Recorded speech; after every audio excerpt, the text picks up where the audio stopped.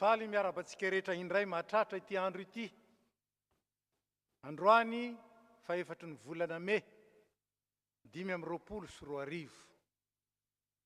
Asa ratsapanao ny alehibe ny fahatratraran'izany andro zany. Maro ny naniry anitsaka ty andro ty fa tsy nahita. Maro ny nanofy mbola andro maro sy taona maro kanefa indrisy. Izaho sy anao noho ny famindrampon'Andriamanitra fa tsy noho ny fahamendrehana mahatratra izao andro zao. Lehibe zany. Ary ankasitrahantsika an'Andriamanitra sy isaorantsika azy.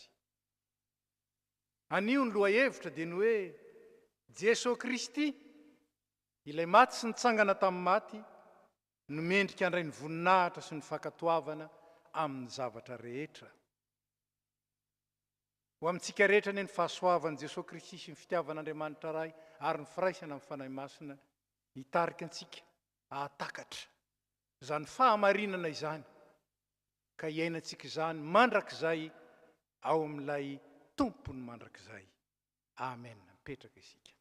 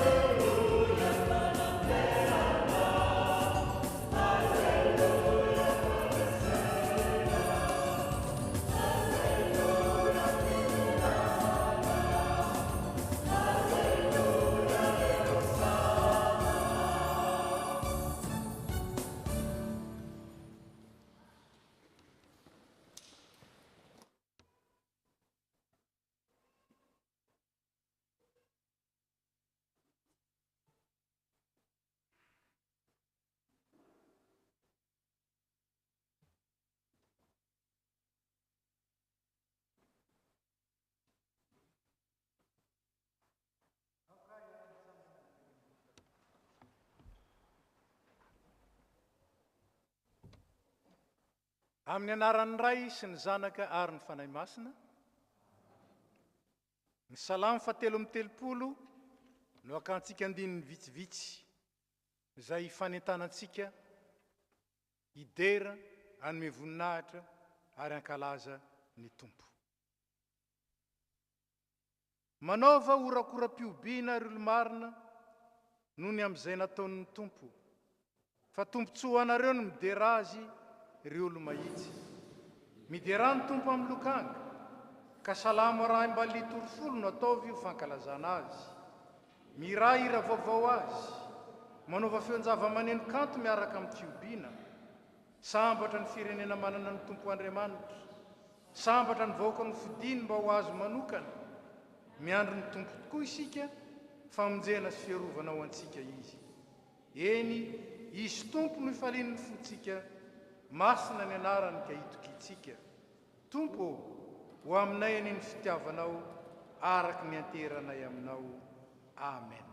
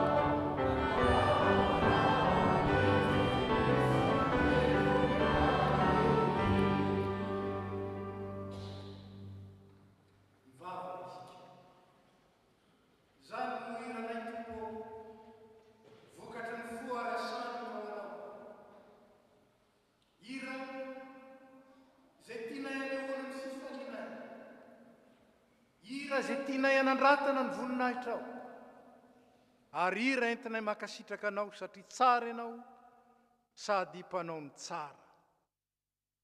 Ny hiram-baovao na ny firam-baovao miloaka avy amin'ny fonay tompo, dia ho entinay mankalaza anao miaraka amin'ny zavaboarinao rehetra manerana ny tany, tao anatin'ny fotoana rehetra, satria mendrika izany ianao lay pahary, ary mendrika izany ianao lay mamonjy anay, ka hiandrandranay ny lanitra vaovao sy ny tany vaovao.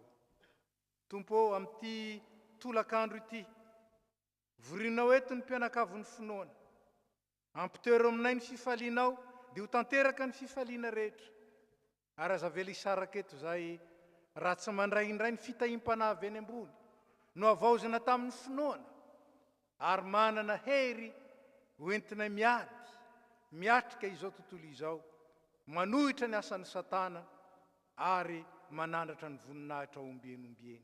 Mahatoky ianao le niantso anay, ary ianao no mahatanteraka izany amin'ity andro ity ho amin'ny mpianakavin'ny finoana. Ary tsaronay ambavaka manokana aminao ireo namanay avy amin'ny antoko-pihira sy ny sampana fifoazana, izay ny andalana ankehitriny rehefa avy namonjy ny fisitahana tany Montpellier eto amin'ny faritany atsimo andrefana. Misaotra ny navitany zany fionany zany, ary dia mangataka aminao zay hivimbina azy eny andalana, ka ny fifalianay miaraka ny fifaliany hoentinay manome voninahitra anao hatrany eo anivon'ny fiangonanao. Dia misaotra mahatanteraka mihoatra noho izay nangatana amin'izany vavaka izany, dia rainay ny anaranao ray, zanaka ary fanahy masina hatramin'izao koa mandrakizay. Amen. Petraka isika.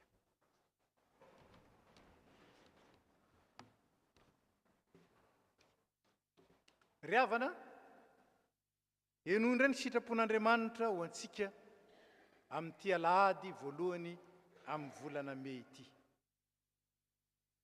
Miainory vahoaka an'Andriamanitra, ny Tompo Andriamanitsika dia Tompo iray ihany.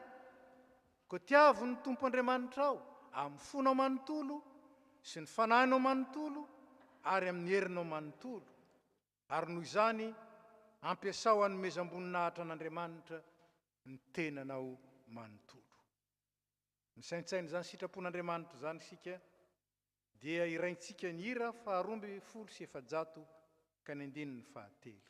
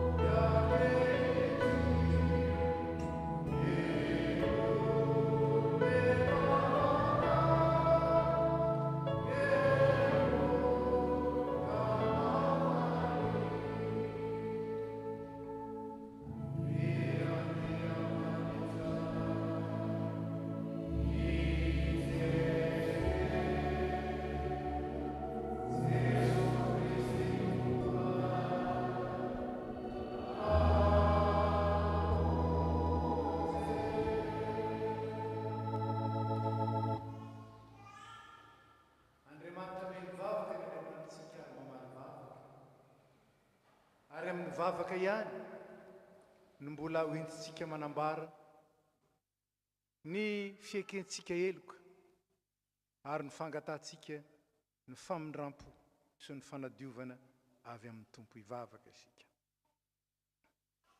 Ny teninao Tompo izay inonay dia milaza marimarina, fa tsisy marina eo anatrehanao na dia iray aza.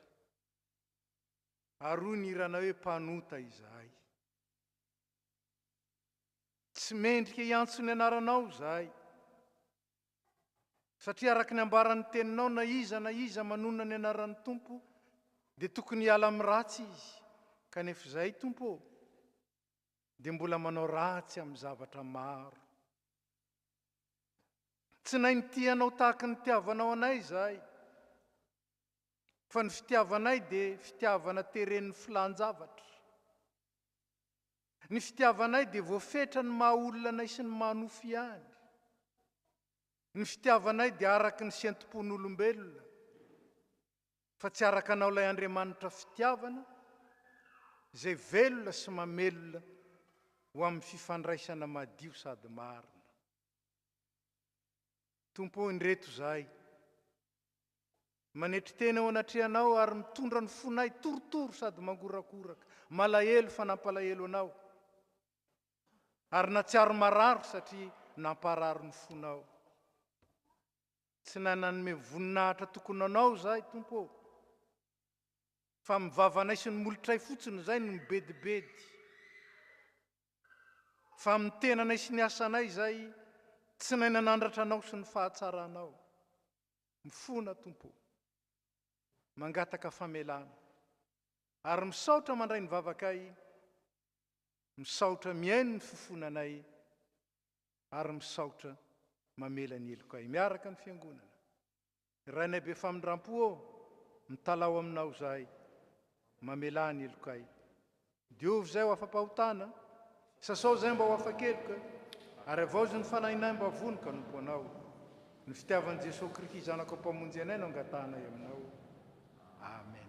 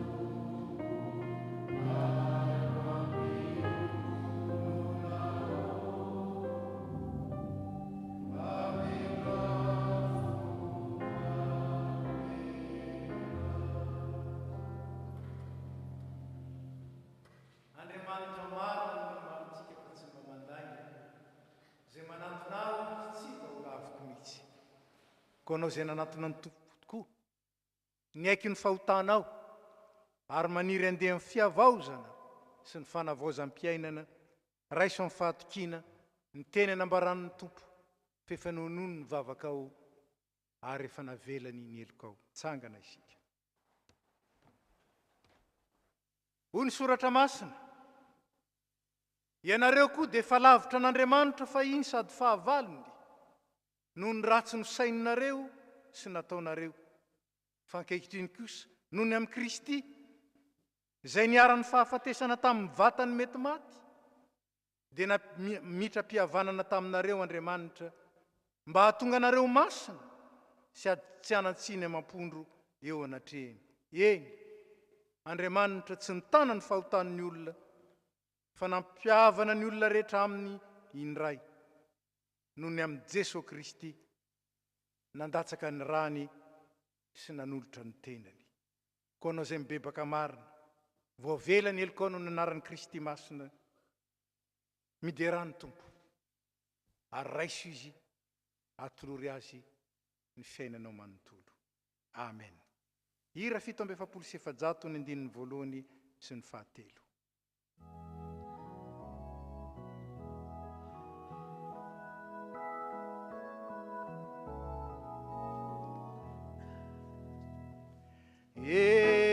Anao re Kriste tompo, no aselekyo Yesa, avia ufama tompo,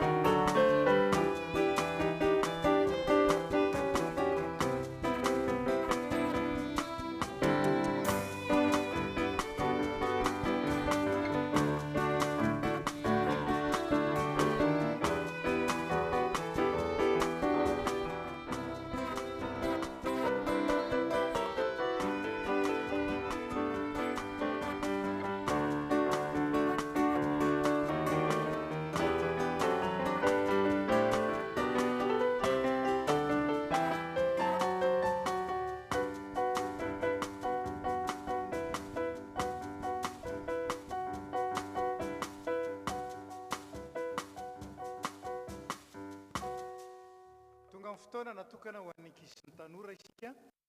Angatahana mba hitsangana ny tanora sy ny ankizy. Je demande aux enfants et aux jeunes ici présents de se lever pour chanter ensemble le 786, première strophe. Enina amby valopolo sy fitonjato ny andininy voalohany.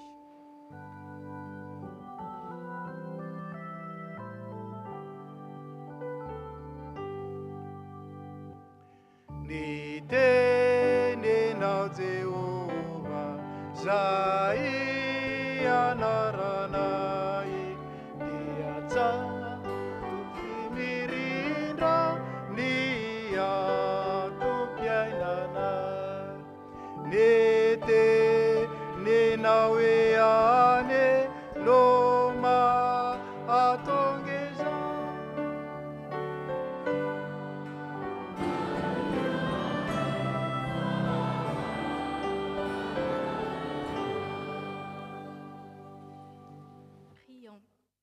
Merci Seigneur pour ce moment dédié aux jeunes et aux enfants. Que ton Saint-Esprit soit en chacun de nous pour que nous puissions recevoir ta parole. Amen.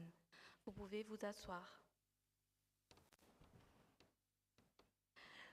Le thème de notre Église pour le message d'aujourd'hui est « Jésus-Christ mérite l'honneur et le respect en toutes choses ». Le verset que l'on va apprendre pour ces 5 minutes est dans Apocalypse 5, verset 12. Je lis au nom de Jésus. L'agneau sacrifié est digne de recevoir puissance, richesse, sagesse, force, honneur, gloire et louange. Amen.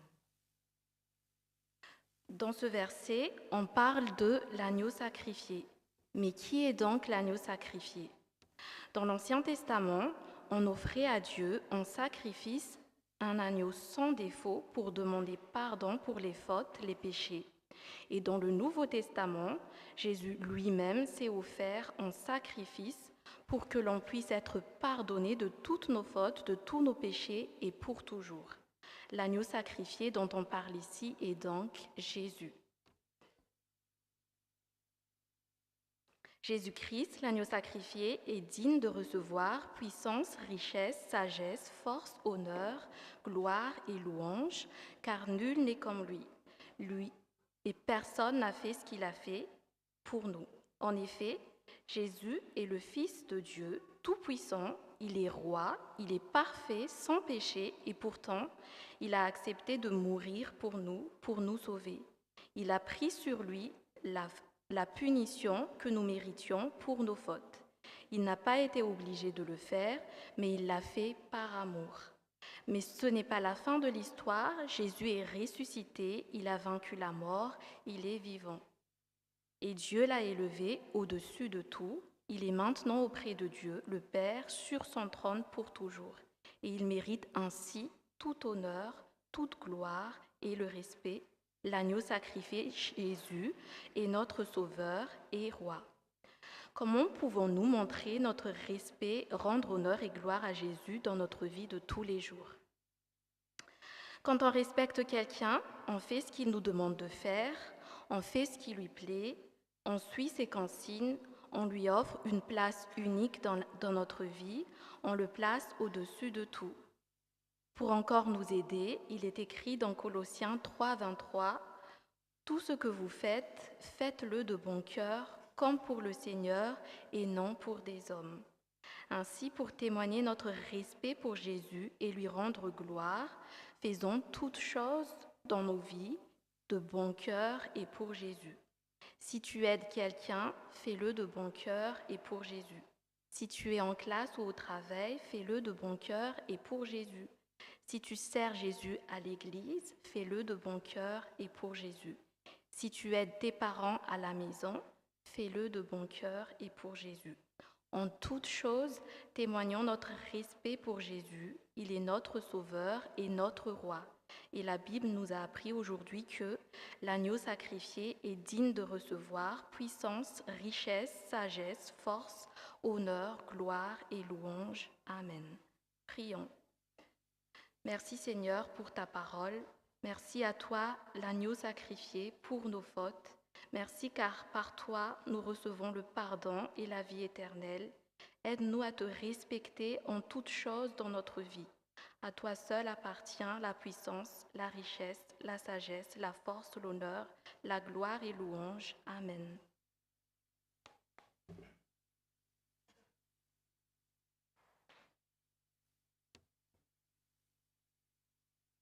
Hiakatra ety ireo tompon'anjara amin'ny vavaka sy ny famakina ireo teny voarakitra amin'ny perikôpa dia ataontsika ny hira izay efa voatondro 7:7 ny andininy voalohany.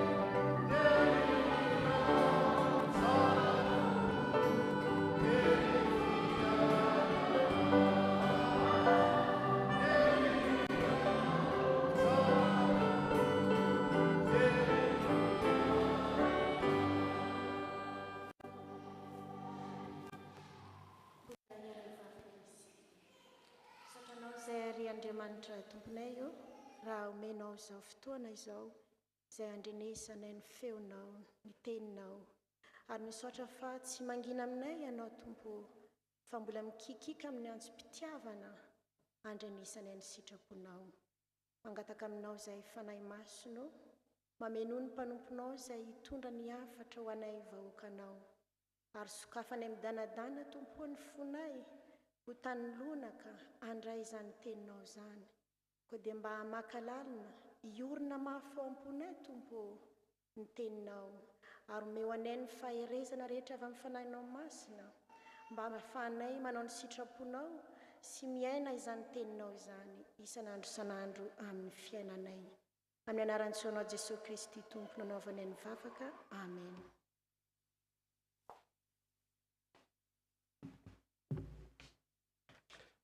Ho atao amintsika ny famakiana ny teny soratra masina. Izany dia ho hitantsika ao amin'ny bokin'ny asan'ny apôstôly. Asan'ny apôstôly toko 5, andiny 7:20 ka hatramin'ny 9:20. Amin'tika teny iombonana no amakitsika azy.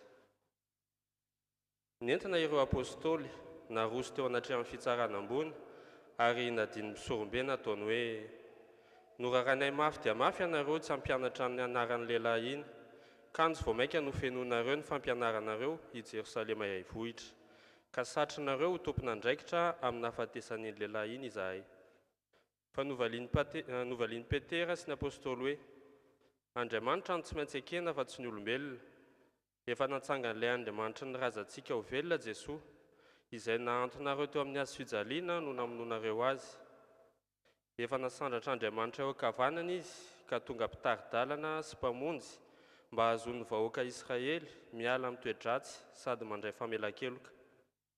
Fa olombelona manambara izany ny tenanay mba ny fanahy masina nomen'Andriamanitra ny olona manaiky azy. Nisafoaka ny tao amin'ny fitsarana ambony raha nandray izany teny izany ka nikasa hamono ny apôstôly.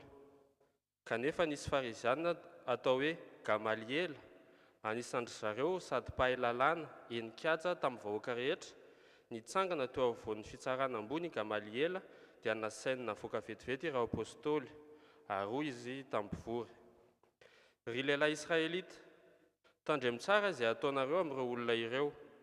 Vao tsy ela akory no nijoroan'ny Teodasy izay nanao ny tenany ho zavatra, nisabo 700 lahy ireo niandany taminy.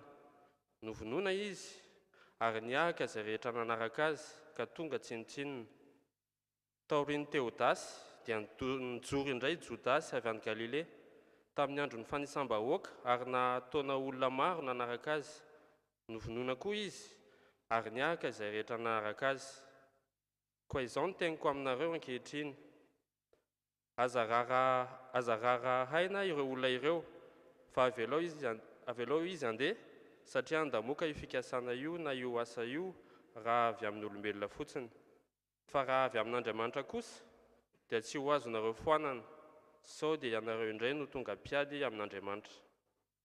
Dia nanaiky ny Gamaliela ny fitsarana ambony, natsondra izy ireo indray ny apôstôly, nasainy nodarofina kapoka ary norarany tsy hiteny amin'ny anaran'i Jesosy intsony vao nalefany. Koa tamin'ny kafaliana no nialan'ny apôstôly teo amin'ny fitsarana ambony satria nataon'Andriamanitra mendrika alaim-baraka ho voninahitry Jesosy. Amen.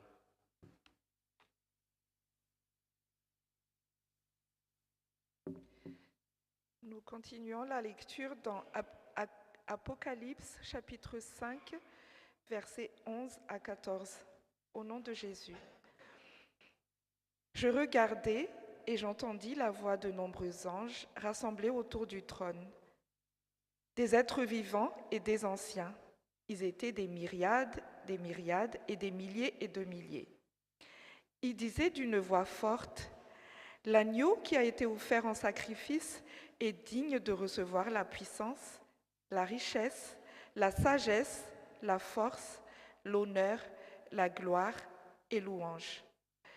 Toutes les créatures qui sont dans le ciel, sur la terre, sous la terre, sur la mer, tous les êtres qui s'y trouvent, je les entendis s'écrier, à celui qui est assis sur le trône et à l'agneau soit la louange, l'honneur, la gloire et la domination au siècle des siècles.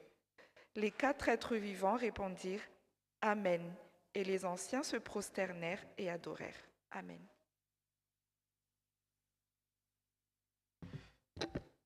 Ho faranantsika ny famakiana teny soratra masina, eo am-pitsanganana no hamakitsika ny filazantsara araka ny Jaona toko faha 120, ny andininy voalohany ka hatramin'ny faha 70.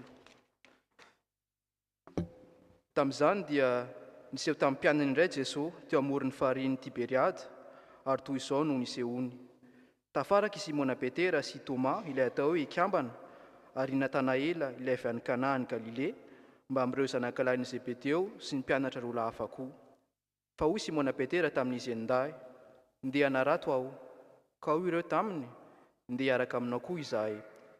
Dia niainga izy rehetra ka niditra tao an-tsampokely, saingy tamin'iny alina iny dia tsy nahazo na inona akory. Ary noho ny efa nazava ratsy ny andro, dia nijoro teo amboron'ny pari Jesosy, kanefa tsy fantatry ny mpianatra hoe i Jesosy izy. Dia hoy Jesosy taminy, manan-javatra hohanina ve ianareo ry anaka? Ka novalian'ireo hoe tsia. Ary hoy izy taminy, alatsaoka vanany sambokely ny aratonareo fa azo ianareo.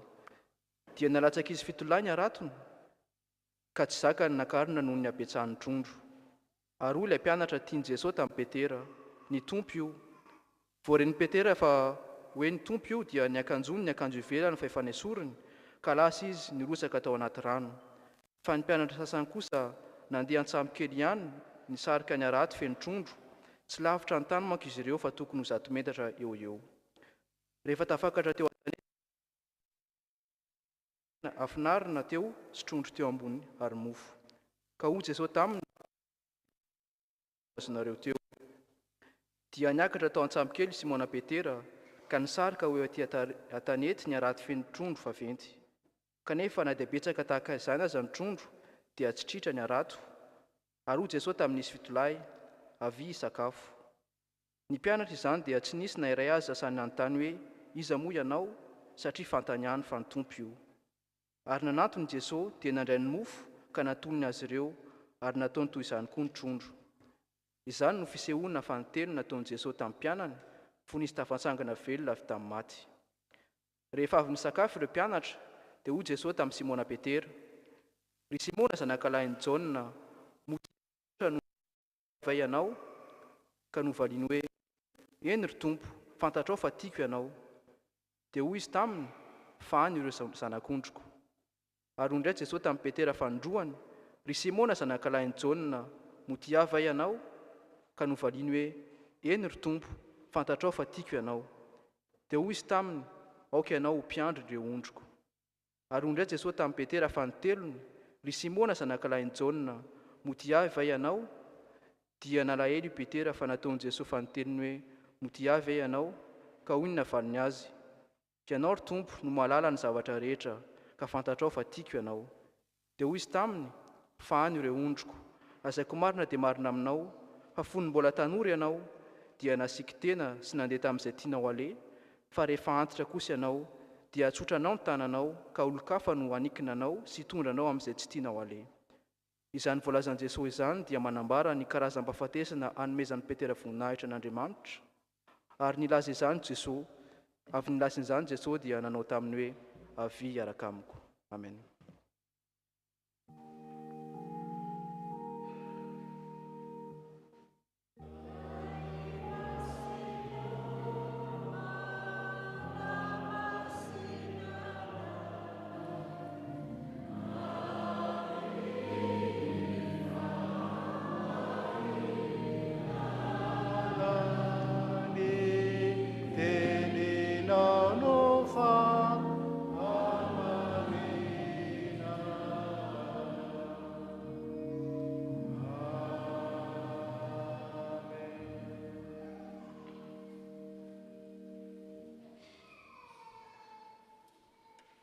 Andininy faharoa amin'ny ira fito amin'ny dimapolo sy telonjato.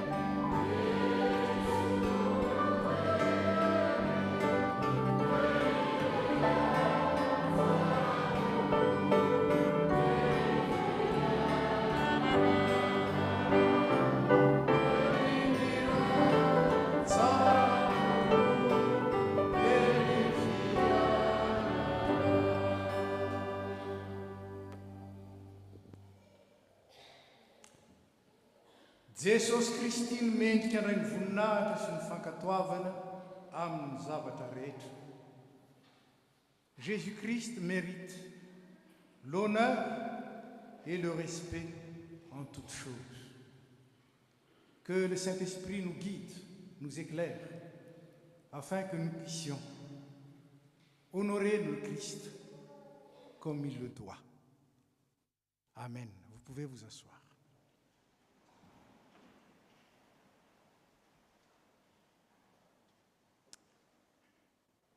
Raha miresaka isika fa Kristy no hany mendrika andray ny voninahitra sy ny fankatoavana amin'ny zavatra rehetra, ny heviny dia izao koa hoe tsy misy zany ankoatra ny Kristy mendrika izany. Tsy misy. Tsy mendrika andray ny voninahitra isika, na dia atao aza hoe afaka mandray izany. Ary mety heveriny izao tontolo izao sy ny olona fa mendrika andray izany. Kristy irery ihany no tena mendrika. Ary zany ny fahamarinana ara-tsoratra masina sy fahamarinana mandrakizay izay iorenan'ny finoantsika. Soli Deo Gloria. Ho an'Andriamanitra irery ny voninahitra. Tsy fomba mpitenenana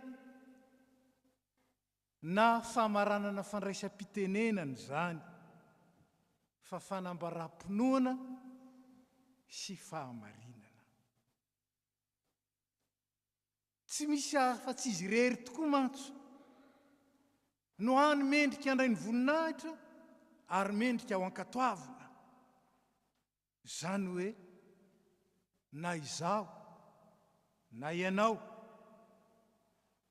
na mpitandrina iza, na loholona iza, na diakonina iza, na mpiandry iza, na ny filohan'ny sampana iza, tsy misy mendrika handray ny voninahitra ary handray ny fankatoavana. Tsy misy mendrika. Zany tsy milaza fa tsy hankatoatsika.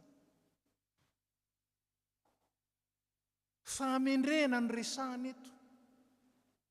Ary zany fahamendrehana zany dia midika fa izy ny voalohany tokony homena ny voninahitra ary izy ny voalohany tokony ankatoavana. Ry havana, Petera, zay voatantara eto, raha ny filazantsara ny jerena dia efa maty Kristy. Ary dia tao amin'ny fanasiny fony reto apôstôly reto dia vitany rehetra, miverina amin'ny laoniny ray, miverina amin'ilay izao tontolo izao ny elana. Ary dia nytao amin'ny Petera ny mpianany, andeha anarato aho. Dia ozy ny mpianatra mba hiaraka aminao zahay, fitaoman'olombelona. Tokony marihana fa ity Petera ity nge ny lohan'ny apôstôly, ity ny mpisolo vavan'ny apôstôly, ity ilay tena toteny teo amin'ny apôstôly. Ary dia narahany saingy izao diso lalana, ka dia tsy nahazo na inona na inona. Tsy fitaoman'olona, tsy fanarahana olona. Ary dia hitantsika ao amin'ny tantara fa rehefa ny tompondray naniraka azy, alitsainy aratinareo dia nahazo. Nankatoa ny tompo, dia nanaraka ny tompo, dia nanaraka ho azy ny vokatra be. Nahazo trondro be dia be izay tsy zakanakarina. Io Petera io, izay nahitan'izany, nay nanavaka tsara ny fitaoman'ny olona sy ny fitaoman'Andriamanitra. Nahita indrindra ny lanjan'ny fankatoavana olona fotsiny sy ny fankatoavana an'Andriamanitra. Io Petera io niaraka tamin'ny apôstôly dia nilaza tamin'ny fahasahiana, nanoloana ny manam-pahefana tamin'izany, ny tribunal jiosy zany, dia ny sinedriona sy ny mpisorona be. Izao no nambarany, Andriamanitra no tsy maintsy ekena fa tsy ny olombelona. Andriamanitra no tsy maintsy ekena fa tsy ny olombelona. Ary Gamaliela, mpampianatra malaza,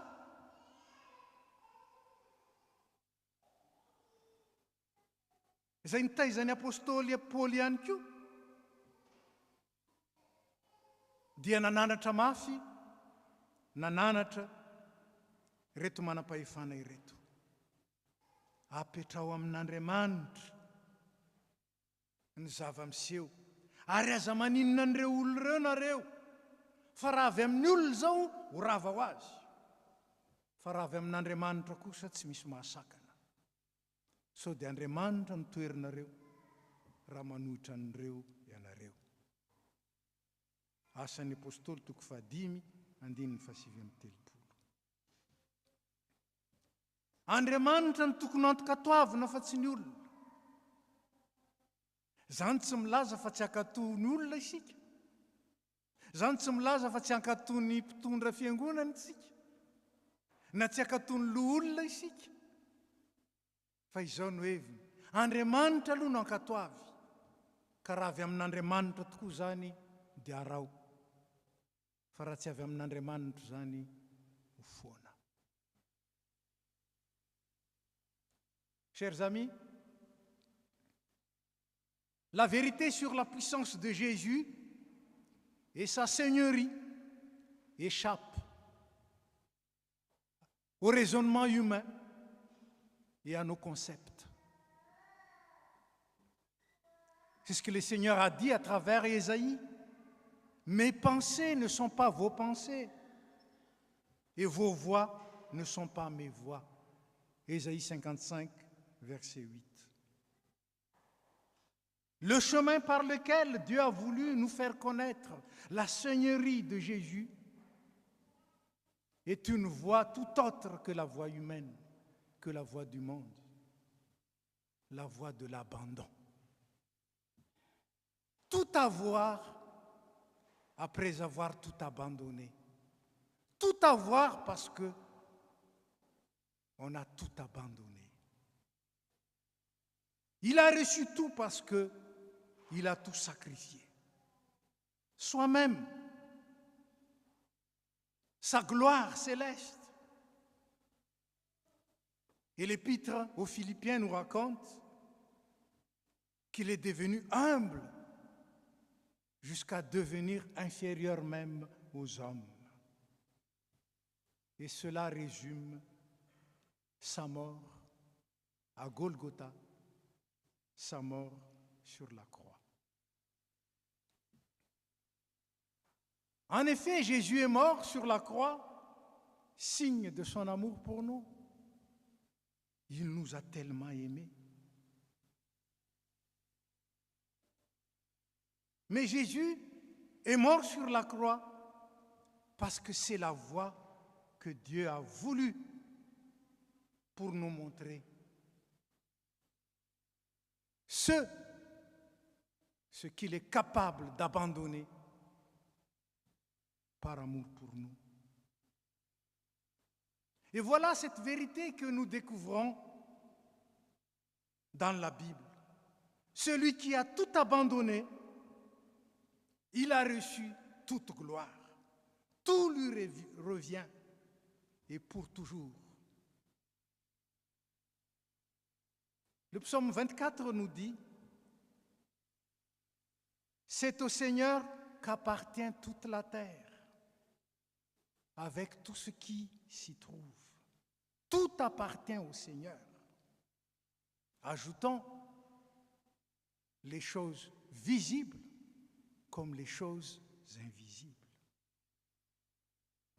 Et ici, le récit de l'Apocalypse nous affirme l'agneau qui a été immolé, mort sur la croix, est digne de recevoir puissance, richesse, sagesse, force, honneur, gloire et louange.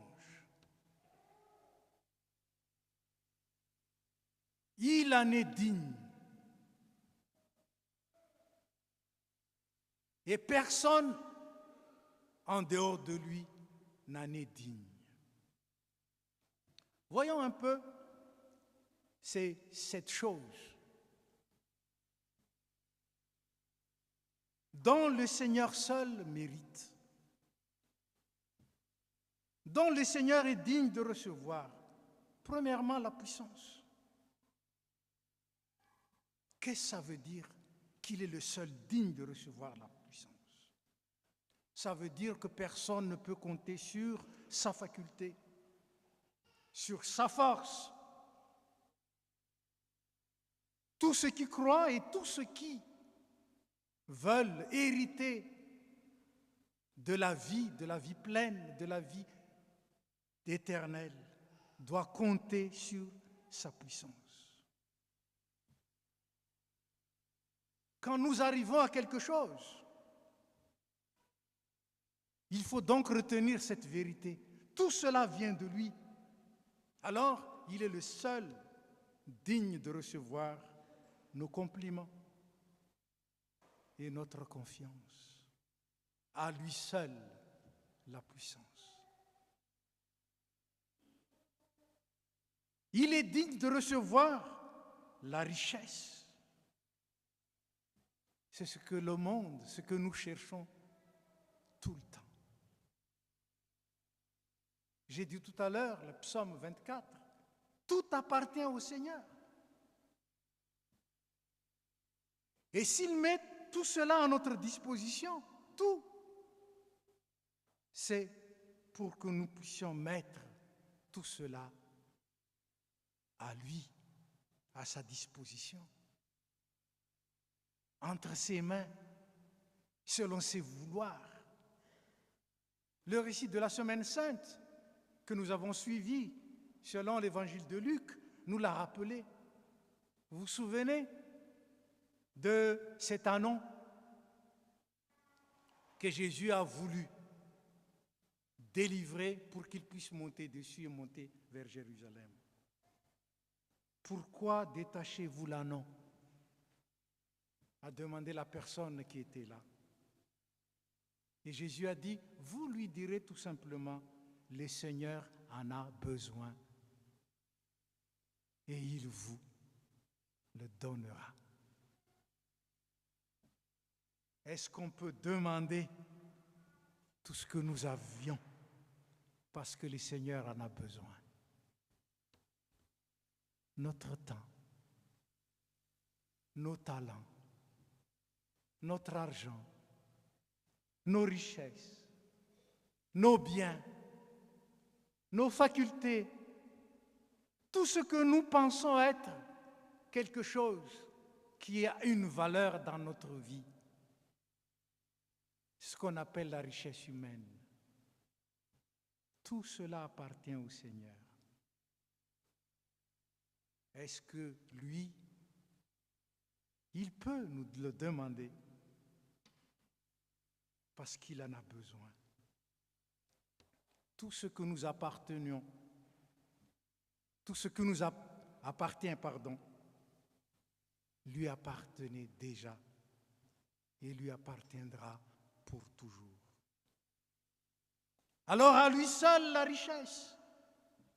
Mais ce n'est pas un slogan, c'est une vérité, c'est une réalité que nous devons vivre. Donnons-lui tout ce que nous avons et dont il a besoin. Il est également digne de recevoir la sagesse. Qui est sage? Qui se comporte bien?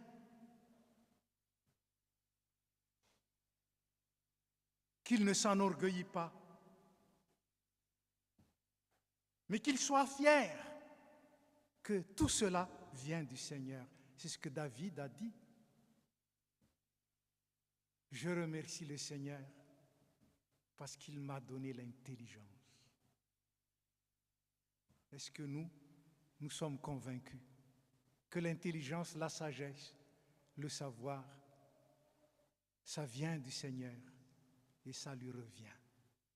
Il nous l'a donné pour que nous puissions le glorifier à travers ça. Et quand il en aura besoin, est-ce que nous sommes prêts à la donner? Il est également digne de recevoir la force. Souvent, on cherche à accomplir des grandes choses. Et l'apôtre Paul a dit, j'ai travaillé plus que tous. J'ai fait plus que... Mais toutefois, ce n'est pas moi. C'est la grâce de Dieu qui a agi en moi. Reconnaître que tout vient de Dieu, même la force, même la puissance. On cherche maintenant à être fort. Et on cultive notre corps pour cela. Mais une force pour quoi faire? Pour louer le Seigneur, pour le servir.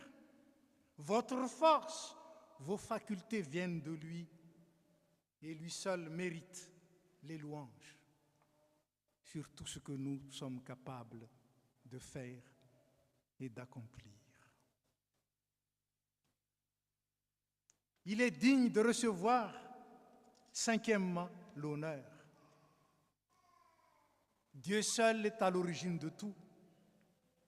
Dieu qui travaille en tout et en tous, comme l'affirme la Bible. Alors, lui seul mérite l'honneur sur ce que nous sommes et ce que les choses sont autour de nous grâce à lui.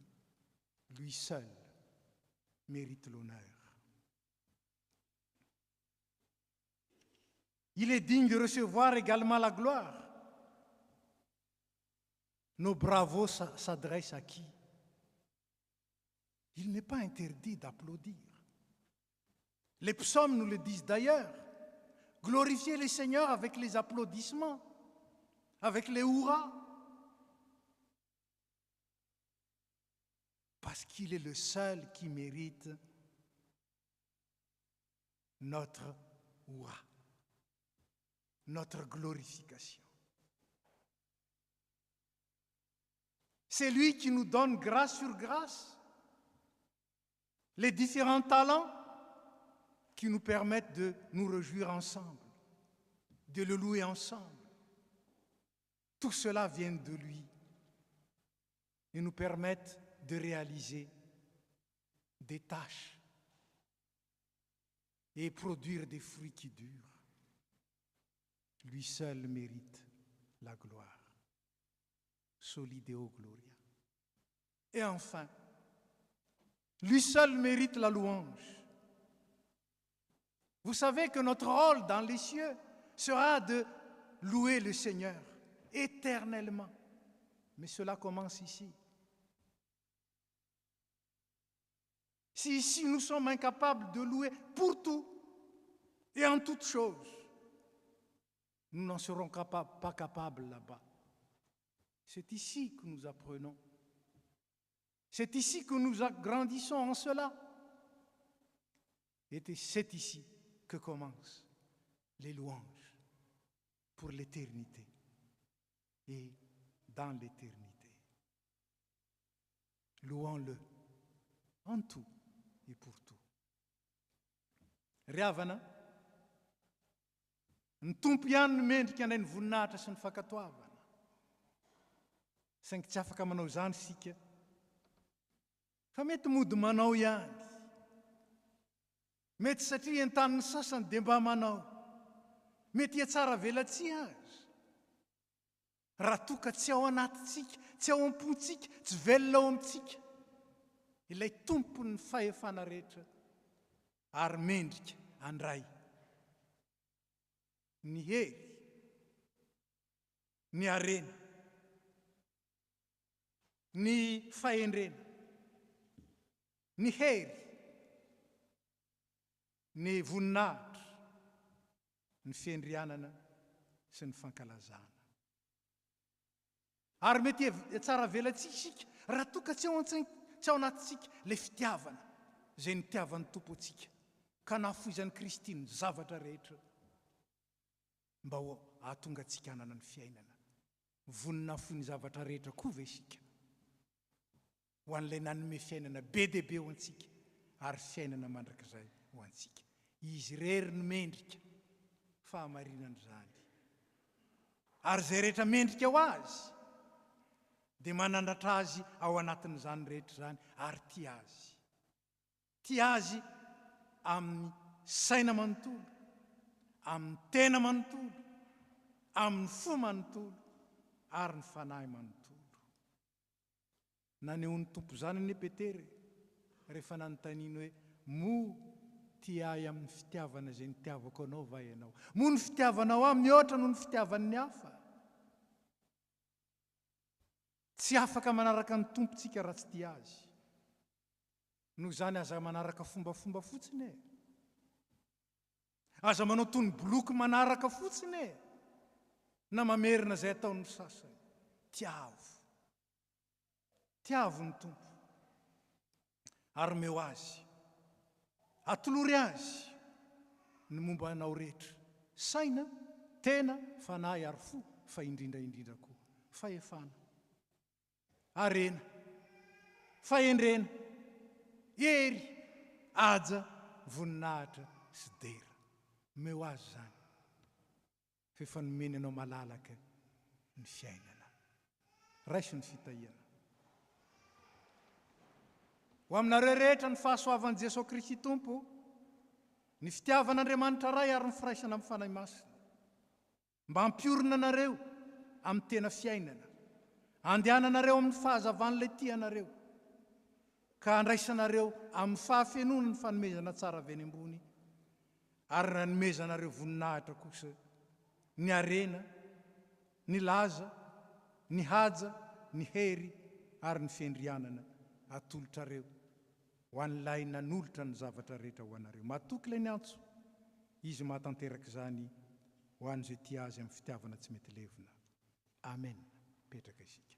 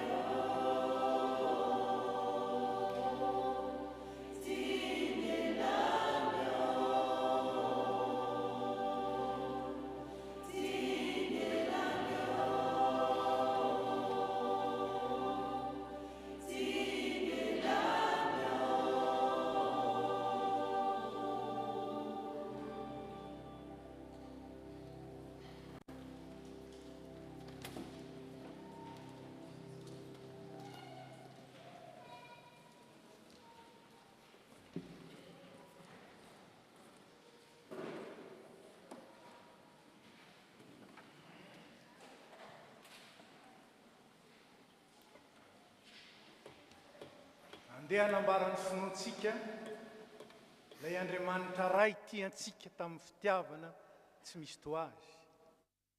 Any Jesosy Kristy zanany le nanolotra ny ainy hamonjy antsika, ka ny rany manadio antsika ary ny nofiny mamelona antsika ao amin'ny mandrakizay, ary ny finoantsika ny fanahy masina izay mamelona antsika ary mitarika antsika ao amin'ny fahazavana isan'andro miandry ny fiverenan'i Kristy amin'ny raony lanitra.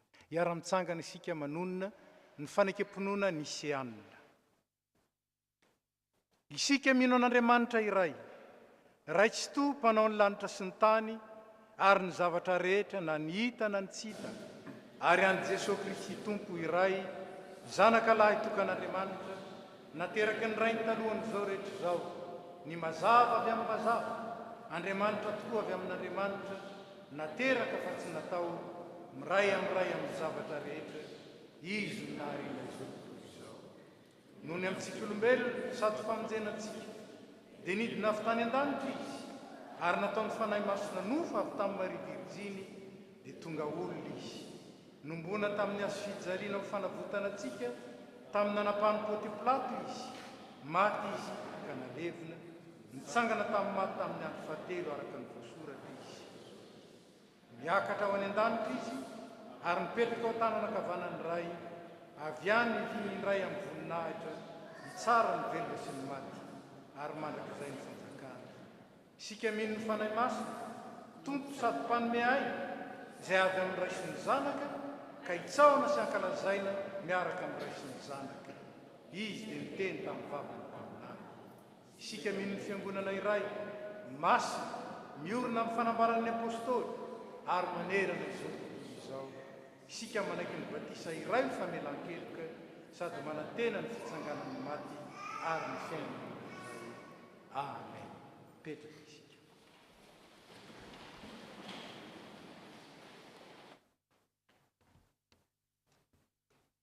Araka ny baiky ny Tompo dia mankalaza ny fanasany ny Tompo isika, izay nanasany ny mpianatra ary nanomezany hevitra ny amin'ny fahafatesany sy ny fitsanganany tamin'ny maty.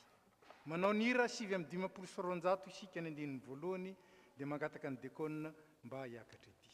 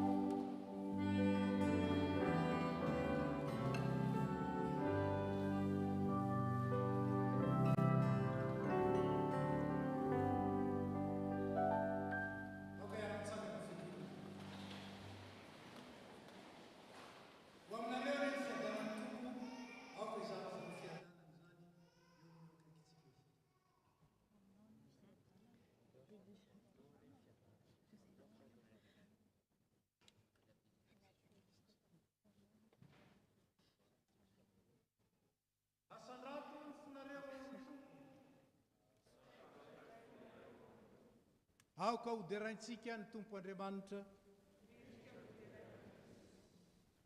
Eny tokoa Tompo ray mason'Andriamanitra mandrakizay mahefa ny zavatra rehetra, mety tsy mahavonjy ny isaorana ianao amin'ny fotoana rehetra sy amin'ny toerana rehetra, amin'ny alalan'i Jesosy Kristy Tomponay, izay tianay sady nanolo-tena hamonjy anay. Amin'ny alalany koa ny deran'ny anjelin'ny fiandriananao, hitsao ny fanapahana sy ny fahefana rehetra anao amin'ny tahotra, ary iarahan'ny fiangonana ny an-danitra sy ety an-tany, midera ny anaranao amin'ny fiobiana. Ary izay koa ankehitriny Tompo, dia miara-manandratra ny feonay aminy, ka mifanajana lehibe ny deranay hoe Masina, Masina, Masina, Jehovah, fenonico,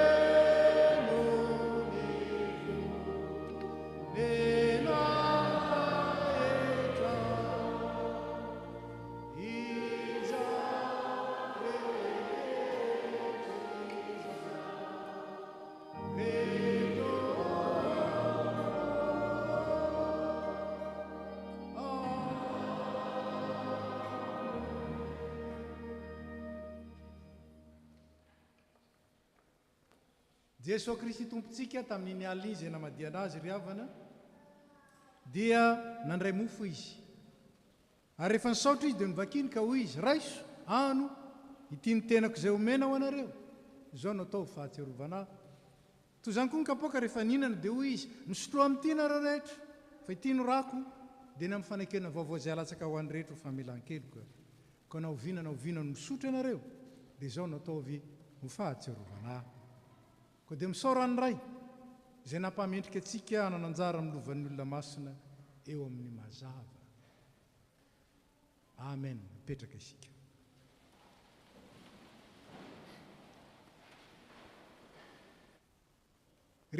Kristianina malala, aoka isika atsiaro an' Jesosy Kristy izay maty nisolo antsika sy nitsangana ho fanamarinana antsika dia fanatim-pihavanana izay natolotr'Andriamanitra ho antsika izany.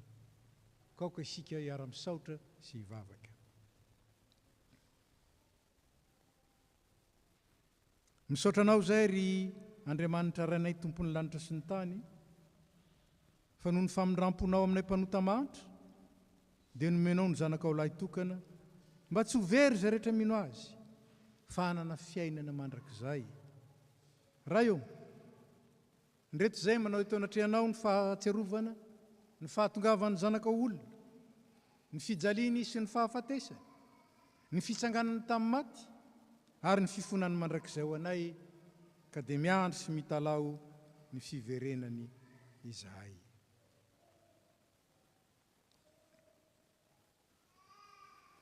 Ankehitriny raha eo, aidino ny fanahy masina mba hamen'ny fonay, ka ndraisanay tokoa ny tomponay amin'ny finoana velona amin'izao izy manatona anay amin'ny alalan'ny fanasana izao. Fa ny fanahinao masina no harinao, hanamasinanao, ary hanomezanao anay ny zava-tsoa rehetra. Dia ho tsapanay tokoa anie ny fanatrehanao, ka tsy izay intsony no velona, fa ianao no velona atao anatinay. Miaraka ny fiangonana. Ry Jesosy Kristy Tompo, izay tonga eto anatrehanao iombona amin'ny latabatra masina, dia mangataka mba hampiraisinao aminao ohatry ny sapana amin'ny voaloboka. Ampianaro hifankatia tahaka ny tiavanao anay izay, ary aoka izay hiara-manana amin'ny fiangonana masina manontolo ny fiononana sy ny fifaliana aminao, dia ianao izay miara-manjaka amin'ny ray sy ny fanahy masina hatramin'ny taloha indrindra ka ho mandrakizay. Amen.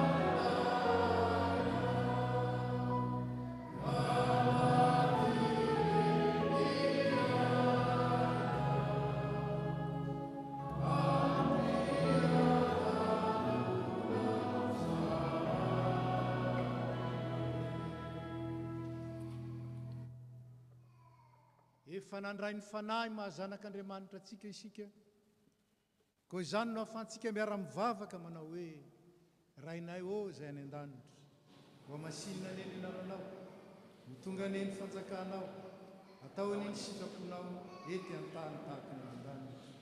Meo anay n'izay anasazy ao anay, ary mamelany elokay tahaka ny namelanay izay meloka taminay.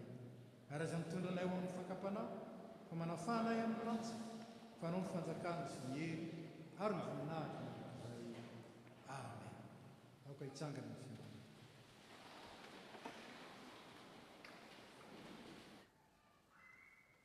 Ny mofo izay vakintsika dia firaisana amin'ny tenan'i Jesosy Kristy Tompo, dia ny tena izay mamelona antsika ho amin'ny fiainana mandrakizay.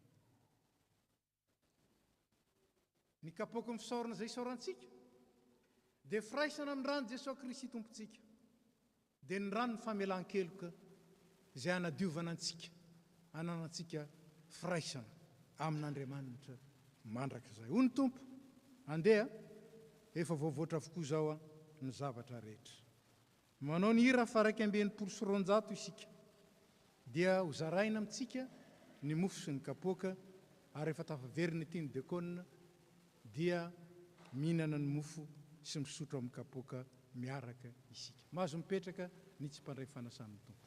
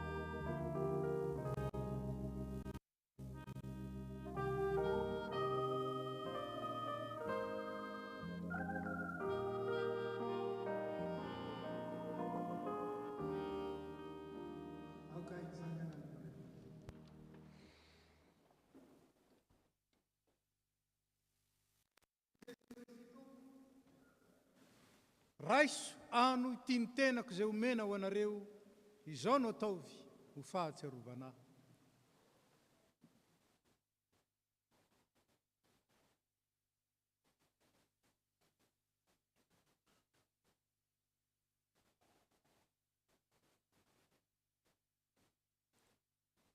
Hoy koa Jesosy Kristy Tompo, sotroinareo rehetra ity fa tiany rako, dia ny amin'ny fanekena vaovao izay alatsaka ho an'ny rehetra ho famelan-keloka. Izao no ataovy ho fahatsiarovana.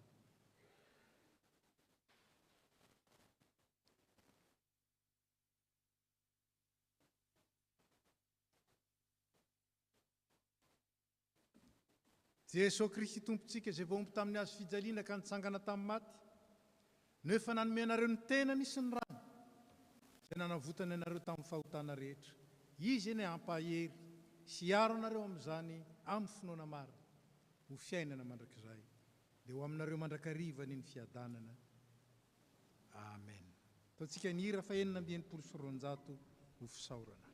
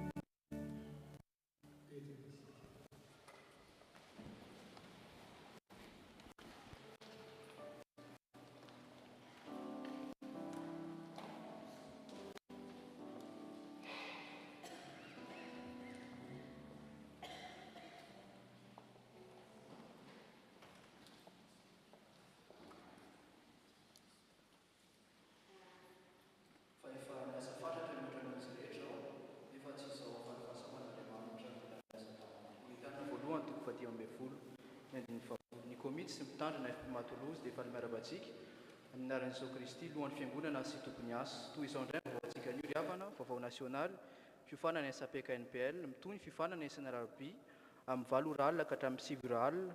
Ny fampianarana manaraka dia mitondra ny lohateny hoe Christ médiateur, ses effets dans la vie communautaire, izay hoentin'ny pasteur Aina Mandresy. RNSZM, RNSTA. Les inscriptions continuent pour la rencontre nationale commune entre la STA et la SZM qui se déroulera le week-end de l'Ascension du 29 mai au 1er juin en Sainte-Tulle. La participation aux frais est affichée à l'écran. Une contribution au niveau des sections est en place. N'hésitez pas à vous rapprocher de vos bureaux respectifs. Vao fartany, LAS, AMF, SAFIF Fatsan, mpikambanao amin'ny sampana FNM sy ny SAFIF no lasa namonjy ny lasim-bonana eto amin'ny faritany atsimo andrefana izay mifarana an'io any la Grande Motte Montpellier. Fametrahana ny birao SAFIF sy AMF Fatsan. Notanterahina nandritra ny fanompompivavahana famaranana ny lasy androany, ny fametrahana ny birao ny sampana AMF sy ny SAFIF eto amin'ny faritany. Koa reto avy no lany birao SAFIF Fatsan ho an'ny rotoana manaraka, ny Flou Tina Rabiarzaka izay avy any amin'ny tafo Montpellier, ny Flou-Panampy Rabetrano Isabelle izay avy Toulouse, ny mpitantsoratra Aina Raparson izay avy any Montpellier, ny mpitambola ny Irina Arson Lala izay avy any Porto, ny mpanolontsaina Anitra Andrianarivelo izay avy any Porto sy Ramatoa Voangrasana-Panala izay avy Toulouse. Ny lany ho birao ny AMF Fatsanina kosa ho amin'ny rotoana manaraka dia ny mpandrindra Mirindra Rakotonindray izay avy Toulouse, ny mpandrindra Panampy Onja Randriamaharo izay avy any Montpellier, ny mpitambola Nicole Ratsuel Narvony izay avy any Porto, ny mpitantsoratra Miadana Lar izay avy any Clermont-Ferrand, ary ny mpipaiko sy ny mpampianatrira Cynthia Ratrimo Arson izay avy any Porto. Variana fa norestanana androany ihany koa ny birao fantsanina izay ilany. Vaovao faritany, vaovao eto amin'ny tafo azafady rakim-pisaorana, Mpiangona iray nanolotra arak-pisoarana 100 € ka 50 € an'ny pasteur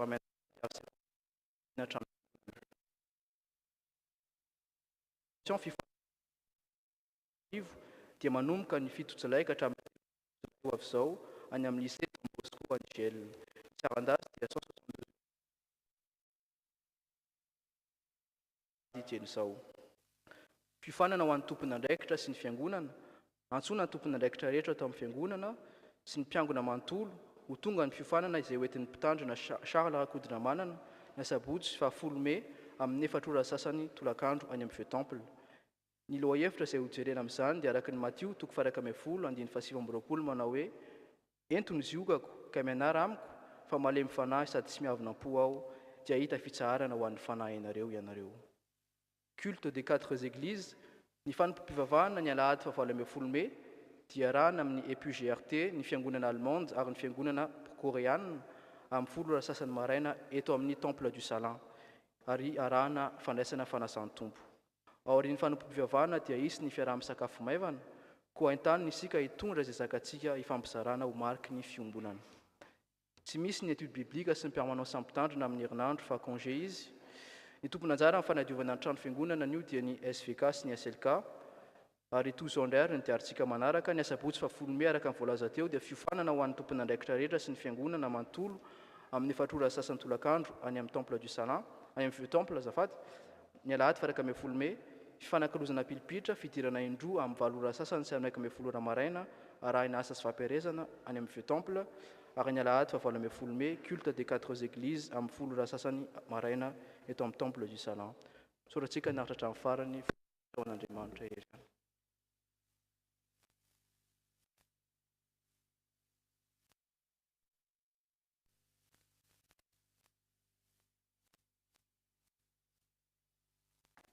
Fanaontsika miaraba ireo vahiny izay sendra mandalo na voonina ka miara-mivavaka eto anio. Raha misy amintsika ao anatin'izany angatana mba hitsangana tompoko.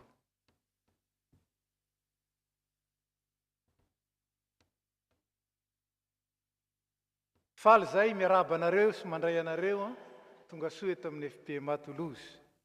Si vous permettez, je vais parler en français peut-être pour que tout le monde puisse comprendre. Donc soyez les bienvenus.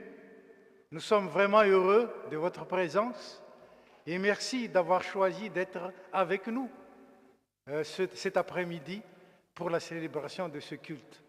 Votre présence nous fortifie vraiment et nous voulons vous bénir au nom de notre Seigneur Jésus-Christ. Que sa grâce, que sa paix, que sa bénédiction vous poursuivent partout où vous allez et qu'il accomplisse également ce pourquoi vous êtes venus ici ou dans cette ville. Et souvenez-vous que à chaque fois que vous venez ici, il y a une place pour vous au sein de la FPMA Toulouse. Merci encore. Vous pouvez vous asseoir. Fanaontsika koa ny miaraba ireo zokiolona tamin'iny volana aprily iny. Misy an'ireto namantsika ireto vehivavy daholo izy raha matoa isany raha faly manana raha teray na sosoa raha eo anao dia mba mitsangana alao teakitsika mba mandray azy sotra tompo mialatsiny any amin'ireo teo aloha fa tsy nahazatra antsika zany fa endriky ny fandraisana zany fa tsy hoe bravo akory tsy nihira akory izy ho atsika fa endriky ny fandraisana. Raha matoa raha maefa soa raha tsy miampierety tsy afaka izy noho ny fahasalamana kanefa dia arabaintsika koa arinotsika fa manaraka izao fotoam-pivavahana izao amin'ny fahitalavitra ty afatsika koa izy. Raha matoa raha solo Irène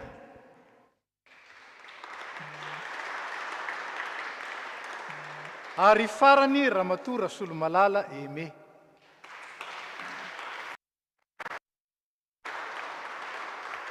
Faly miaraba anareo ny fiangonana manontolo izay zandrinareo, zanakareo ary indrindra miompifaliana aminareo ary misaotra an'Andriamanitra noho ny tahiny anareo, ny vimbinany anareo. Ary dia te hitsodrano anareo ny zanakareo ka ho tratry ny ela indrindra ho tehirizin'Andriamanitra ao amban'ny fahasalamana ao anaty fifaliana ary androtsahany fiadanany isan'andro isarin'andro ny fahasoavany isa maraina ary indraminay ny teny zay ao amin'ny Isaia izay anambaran'ny tompo ny ataontsika hoe Andriamanitra mahatoky azy, digne de confiance, fidèle.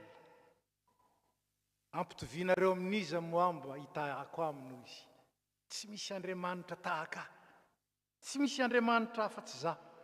Ary izaho izay nitondra anareo hatrany am-boka no miteny aminareo tsy miova aho. Mandra-pahafotsy ny volonareo za ihany no hitondra sy hitrotro. Indraindray tokoa tsika mifanterana dia mieritreritra efa antitra dia tany saintsika ho dolidoly ny toetetry ny za. Fomba anareo tsy miova. Ilay nitondra boka na rehetra ho avy tratry ny ela indrindra hitantanany anareo tsy miova izy ary zany nampatsiarovina anareo ka na dia tsaronareo aza hoe zany ny fanterana mety eno zany fa ilay tompo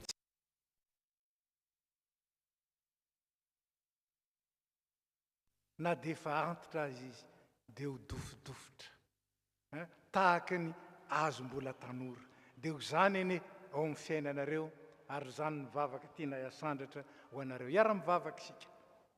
Tompo Andriamanitra misaotra anao zahay fa tsara ianao sady mpanao ny tsara.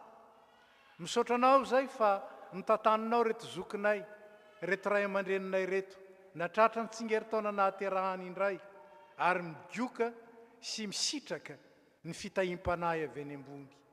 Misaotra anao ny amin'izany zahay ary mbola matoky fa mihoatra lavitra no nitondranao azy tamin'ny lasa, ny mbola nambinanao azy amin'ny ho avy, irovanao azy amin'ny ratsy rehetra ary hitantananao azy amin'ny tanam-pahasoavana ka avaozanao isa-maraina ny fahasoavanao azy ireo ary ny fifalinao sy ny fiadananao omenao azy isan'andro mandrakariva dia ampifalio amin'ny fonao izy ireo ary indrindra ampiraiso amin'ny fanahinao zahay azahoanay miara-misaotra anao mandrakariva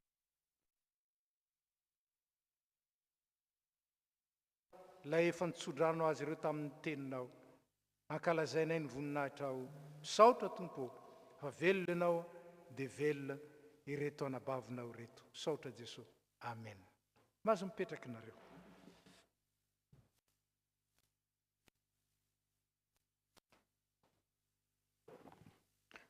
Ravana malala, faly miarabantsika rehetra indray amin'ny anaran'i Jesosy Kristy tompo lohan'ny fiangonana ary miarabantsika ihany koa amin'ny anaran'ny komitin'ny trano fiangonana.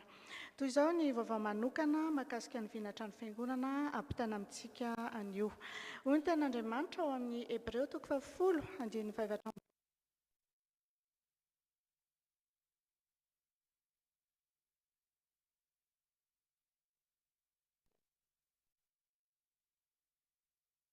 Ifampandinika hampandrosony tanterahana ity vina lehibe ananatsika trano fiangonana ity. Araka izany dia manentana antsika rehetra akoatra ny cellule de prière efa nanentanana ny mpianakavy ka hitondrana ambavaka, ny cellule de prière familiale nanentanana ny mpianakavy ka hitondrana ambavaka manokana ny vina trano fiangonana dia taomina koa tsika entanisika mba azoto iombom-bavaka amin'ny fotoam-bavaka manokana ny trano fiangonana, cellule de prière io izany.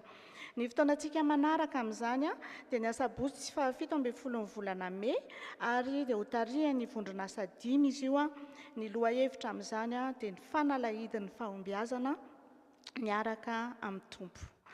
Manaraka izany efa nampitaina tamintsika fa hanao hetsika isika ho fanamafisana ny fiombonantsika sy fiarahantsika mientana hanatanteraka ny vina trano fiangonana amin'ny volana Jona io. Ampitaina amintsika tsy ho ela ny andinindinina sy ny fandaminana mahakasika izany. Fa fampandrosoana izany asa tsara izany ihany koa dia ny firotsahantsika an-tsehatra amin'ny fanaovana ny asa miandry any amin'ny tarikasa tsirairay avy. Ny tarikasa aim-panahy zao a dia mitady olona iray a hifanampy amin'ny tompon'andraikitra na responsable an'io tarikasa io. Roa trano moa zany a ny tompon'andraikitra ny tarikasa iray, dia iray fotsiny izy amin'izao fotoan'izao a dia i tonton be Njara Zanadrakoto a fa i Tera izay niaraka niasa taminy teo aloha dia tsy afaka manohy io asa io intsony. Ny tarikasa aim-panahy dia miara-miasa akaiky amin'ny vondron'asa fiainam-piangonana, mitady ny lohahevitry ny fotoam-bavaka, manomana sy mitarika ny fiangonana amin'izany ary farany dia tsy ny kely indrindra dia mivavaka izy ireo groupena intercesseur manokana ho an'ny vinatrano fiangonana. Raha tsy diso dia alakamisy fahatelo izay no fanatanterahana ny fotoam-bavaka io atao amin'ny Zoom. Ka raha mahatsiaro ianao fa nahazo izany fanomezam-pahasoavana manokana izany dia aza misalasala mifandray amin'Andriamatoa Benjamin Razanadrakoto. Dia toy izany koa ny tarikasa hoentimanana,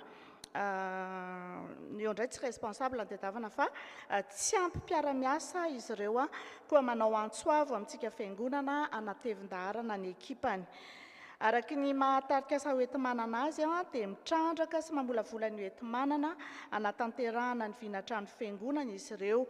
Anjarany ohatra ny manao business plan, ny karazana montage financier rehetra mahakasika ny projet trano fiangonana, mitady sy mifandray amin'ny fampirarahana ara-bola sy ara-pitaovana rehetra, ohatran'ny hoe courtier, banque sy ny sisa, ary dia izy ireo ihany koa manaraka akaiky sy manentana antsika mpiangona amin'ny fanatanterahana ny tonom-bola nataontsika zany ny fandoavana ny anjara birikintsika. Araka izany dia manao antsoavo amin'ny fanatevenana ny commission fa isika rehetra no efa nifanaiky teo anatrehan'ny tompo hitsangana sy hanangana fa samy nomena fahasoavana araky ny ohatra ny fanomezan'ny Kristy avy isika rehetra. Efesianina 4:7 koa mananteny izahay ao amin'ny komity ny trano fiangonana fa tsy antso anefitra izany ataonay izany ka ako no hamaly fa manentana mafy, manantena mafy ny fanoloran-tenantsika. Ho an'Andriamanitra irery ny voninahitra. Misaotra tompoko. Miarabantsika rehetra amin'ny anaran'ny tompo. Amin'ny taona 2024 iavana dia ankalaza ny jobily fa 70 taona ny tandreman'ny mpitandrina Élisée Andriamiandra sy Tina Mivady isika, izay mifanojo amin'ny fandehanany isotro ronono raha sitrapon'ny tompo. Taom-pahakalazana lehibe zany ho fiderantsika an'Andriamanitra satria tena nandray fitahiana isika fiangonana eto amin'ny tafo FP Matolozy tamin'ny nanomezan'ny tompo azy ireo antsika, ary fotoana koa zany io taona io anehoantsika ny fankasitrahantsika azy ireo amin'ny fomba hita maso ary dia hikarakara izany sika manomboka izao dia misy ny komity mpandrindra ny jobily na kopila izay efa fantatra amin'izao fotoan'izao ary dia ho aseho antsika angatana izy ireo mba hitsangana eny toerana ny loholona Ravelson Liva, misy ny diakona Rajobelina Solofo, mialatsiny fa nanatrika ny lasiny Safify sy AMF Fatsanina izy ary ny diakona Ramanitra Arvony. Izy telo mirahalahy zany ny tarika andrindra ny komitin'ny jobily ary etona afaka mipetraka ianareo etona dia manao antsoavo antsika rehetra izay tery am-panahy irotsaka ao anatin'ireo komision izay hitarika ny fiangonana ao anatin'izany fankalazana izany. Misy komision ho tononoko aminareo eto spirituelle, communication, finance, animation, logistique, tsangam-bato. Dia rehefa hita daholo ireo mpikamanareo dia misy zany ny ireo tarika ny komision tsirairay avy ko dia entanina indrindra isika hisoratra anarana tsy ambahamba fa anisan'ny fanehoantsika ny fankasitrahana izany fanetsiketsehana fiangonana amin'izany fankalazana jobily izany, ary dia isy diakona nandray ny anarana ery ariana na afaka misoratra anarana avy hatrany any amin'ireo komity mpandrindra koa isika.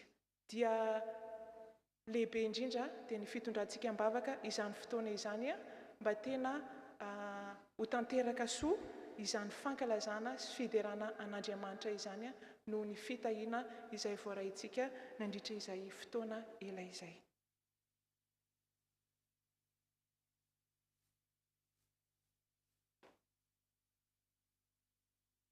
dia tonga amin'ny fotoanan'ny fanaty isika zao riavana eo mpanatazana ny rakitra dia ataontsika ny hira 7:300 mariana fa ho an'izay tsy nitondra lela vola fa andoha amin'ny alalan'ny carte bancaire dia afaka mandrosy aty aloha isika fa misy diakona mijoro aty avy hatrany dia mandrositsika mba tsy ampitarazoka ny fanatazany rakitra 7:300 no ataontsika dia tsaroa fa izay manome fifaliana no ankasitrahan'ny tompo.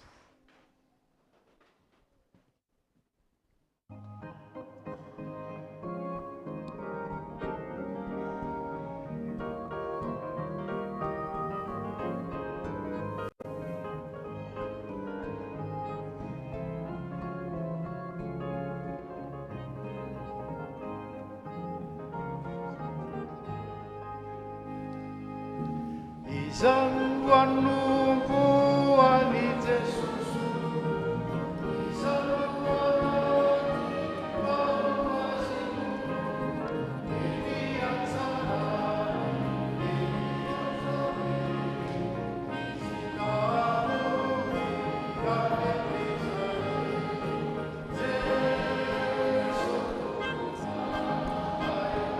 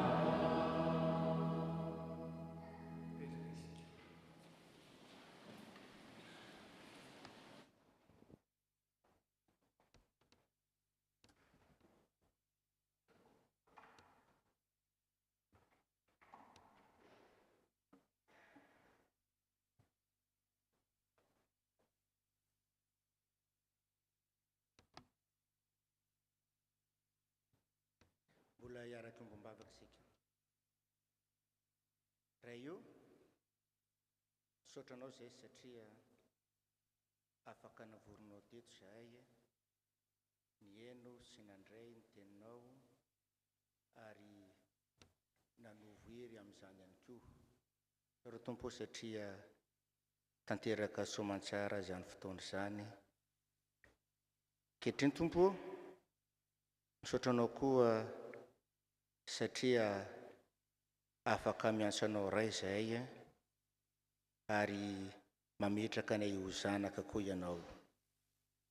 Koa izany Tompo mahatonga anay tsy misalasala, mangataka sy mitarao aminao ny amin'izay rehetra mavesatra aminay. Teny tondram-bavaka Tompo ny tafo rehetra amin'ity lafirantsa izay mampiatrana anay ity, koa mba ianao Tompo nitarika amin'ny asa rehetra na ny ao anatiny izany ny any ivelany. Dia mahatsiaro manokana ty tafo toloza izay nametrahanao anay ity Tompo, dia mivavaka ho an'ny mpitandrina mianakavy zahay. Nolazana taminay ity Tompo fa eo ankatoky ny fotoana isitriandianana isotro ronono ny mpanomponao. Nefa mbola ao anatin'ny asa tanteraka izy amin'izao fotoana izao, ka dia mivavaka ho azy mianakavy Tompo, ny hanomezanao hery, ny hanomezanao fahasalamana mba ahafahany manatanteraka ny fitandremana ny ondry izay napetraka ao azy amin'ity tanàna sy vohitra ity. Tondram-bavaka ho an'ny asa rehetra atao anatiny ihany koa izay Tompo amin'ity tafo toloza ity. Ny vina vie troisième izay tadiavanay koa Tompo, ny olona izay isolo ny mpitandrina izay eo andalam-pisotroana ronono araka ny tenenina teo. Indraindray Tompo mandeha amin'ny eritreritra maha olombelona anay zahay, indraindray mandeha amin'ny fisainanay. Ny angaviany aminao Tompo ny hitarika anay tsirairay avy amin'izany asa masina zany, ka mbo izay tena sitraponao Tompo anao ka ho tanteraka. Misy ihany koa Tompo vina trano fiangonana izay tsy miafina aminao izay napetraka ao aminay amin'ity tanàna sy vohitra toloza ity. Henonao teo Tompo fa misy komisona sasantsasany izay tsy misy mpisolo tena amin'izao fotoana izao. Napetraka aminao Tompo izany rehetra izany mba ianao ny hanitsika ny fony tsirairay avy izay manome fanomezam-pahasoavana ao amin'izany, mba ho tena anaiky ho mpiasanao eo amin'izany komison tsirairay avy izany. Dia tondram-bavaka koa izay Tompo ny amin'ny izay rehetra mandalo fahasahiranana amin'izao fotoana izao. Ianao mahalala Tompo, anao no mahafantatra ny enti mavesatra tsirairay avy. Ianao fa niteny taminay hoe benty amiko dia hitondra ny zoga mavesatra amin'ny tsirairay avy Tompo dia apetraka aminao izany rehetra izany. Dia tondram-bavaka ho an'izay rehetra nahazo fahasoavana ihany koa Tompo, mba hisaotra sy hidera ry zara izany fahasoavana izany. Tompo Andriamanitra io, dia hivavaka aminao koa zahay eo amin'ity firenena izay mandray anay ity, hivavaka ho an'ny mpitondra mba tena hatahotra anao Tompo, ary ampitoetra ny fiadananao eto mba hiadananay ihany koa. Mahatsiaro ny Madagasikara-nay ihany koa izay Tompo, izay firenena ny avianay.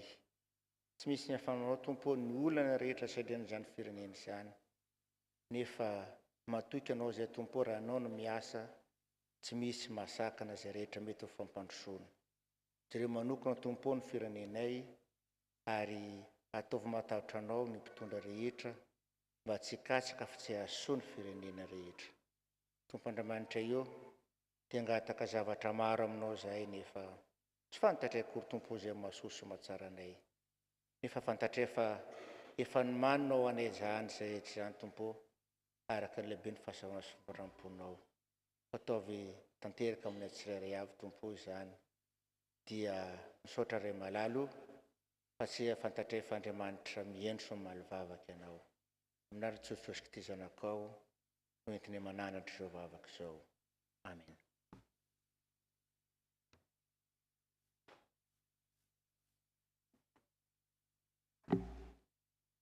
dia mamarana izao fotoana izao isika riavana mialoha ny afatra sy nitsodrano dia ataontsika eo mpitsanganana ny rafa 3:7 ny andininy voalohany 3:7 ny andininy voalohany mialoha ny afatra sy nitsodrano ary aoriana nitsodrano dia tsy misy hira akory tsangana isika mandray ny afatra sy nitsodrano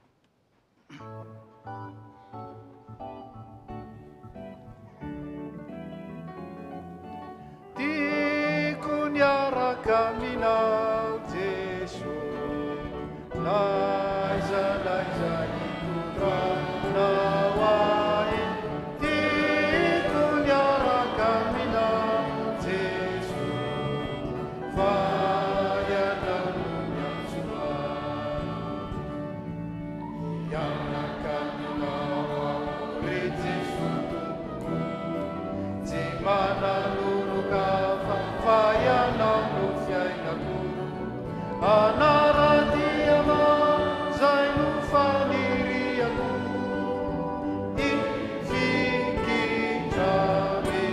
ifikitranenanao Jesu tiako niaraka aminao Jesu laiza hitondranao ahy tiako niaraka aminao Jesu vaianao no miantsoa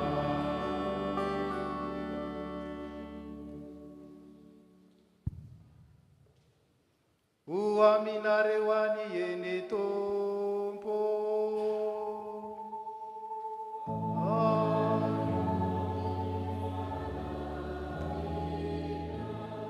hitay anareo aneny Tompo ka hiaro anareo ampamirapiratra ny tavany aminareo aneny Tompo ka hiatra anareo anandratra ny tavany aminareo aneny Tompo ka anome anareo fiadanana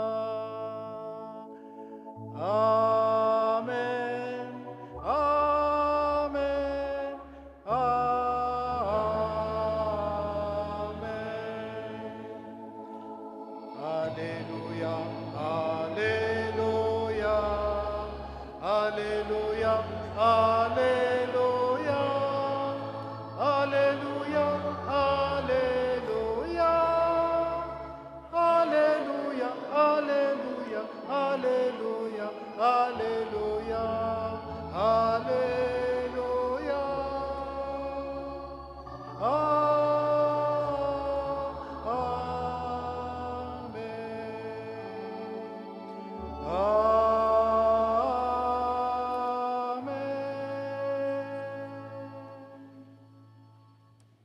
voninahitra ho an'Andriamanitra ray zanaka ary fanahy masina zay hatramin'ny taloha indrindra ka ho mandrakizay amen mandehana amin'ny fiadanana ka manompony tompo petraka isika